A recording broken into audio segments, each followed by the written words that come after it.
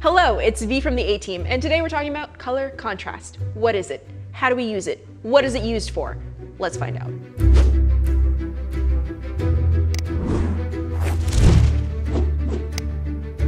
What is color contrast? So color contrast is actually pretty simple. It's when you take two opposing colors on the color spectrum wheel, let's say yellow and blue, throw into a scene and create a more dynamic look, elicit emotion, and enhance your overall story. So Brent, what are some reasons why we may want to use color contrast in our scenes? Most importantly, the first thing I always focus on or ask myself as a cinematographer, does it enhance my story? Does it lend itself to the script?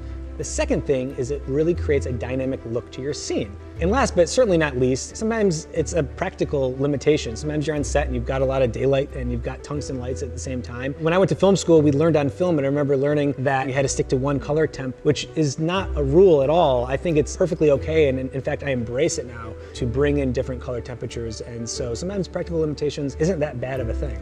I feel like you have to know the rules to break them. Yes. And now that we know the rules, let's go break them. That's right. So here we are, first setup, this scary looking elevator that already has some lighting going on just in the studio. So we have a lot of daylight actually coming in from different areas that we couldn't control and we wanted to embrace. So we let that come in and kind of fill in the ambient of the room. But there's also a really kind of ugly but cool looking tungsten bulb in the middle of the elevator.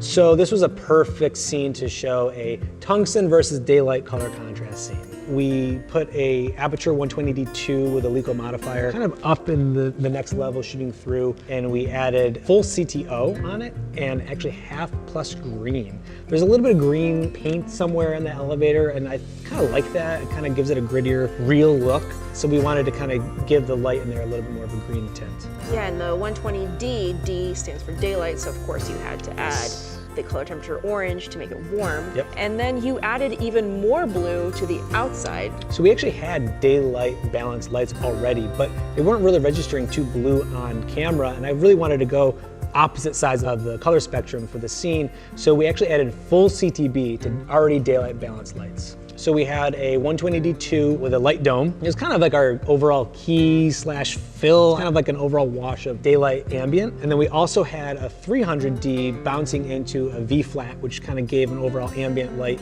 to the scene. It was subtle, nothing too crazy. And we also put in a 300D which we shaped, we kind of slashed it and gave it a cut kind of at the waist. We purposely didn't want it to hit our subject and really shaped the light and kind of gave it some dimension. And last but not least, we also used a hazer, which quickly escaped the open door in the scene. We wanted to kind of show the outside coming in, but when we did have the room filled with haze, it just gave it a little more atmosphere, which is, it's always nice. It softens and lightens the contrast a little bit. So let's take a look at how you built that.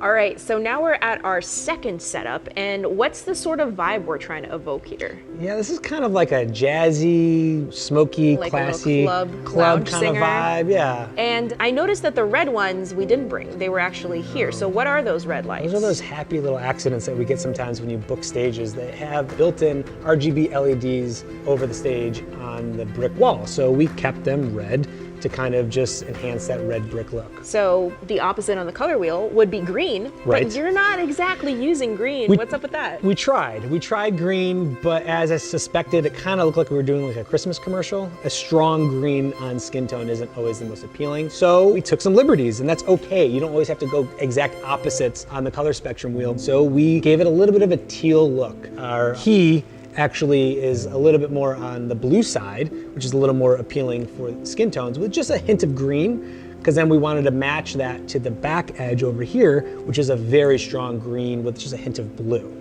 So the key light has a very strong circle around it because that's kind of a spotlight look, and that's why you put the Lico attachment on that 120D to create that nice circular shadow and actually see it in the shot.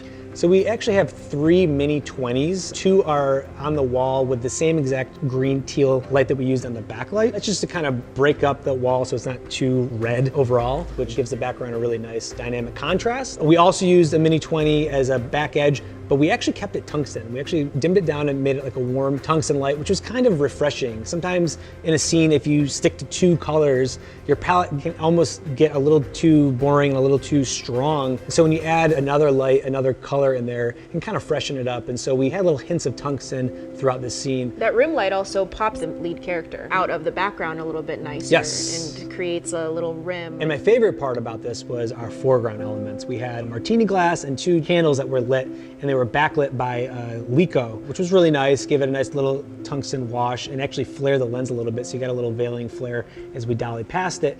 And also the flame from the candles gave a nice warm glow, which is really beautiful. And I also liked how that tungsten light complemented the rim light on the subject. I thought that really tied it really nicely together. Thank you. I noticed that you were hazing the set. What does that do to the lighting? In this set in particular, we're on a stage as a jazz singer. It's very common to have a haze for a live performance. You get that kind of nice cone shape out of your key light or backlight, which we love to have. So we did it for that reason, but also it kind of softens the contrast sometimes in the image, which can create a more timeless look. So let's check out how you built that.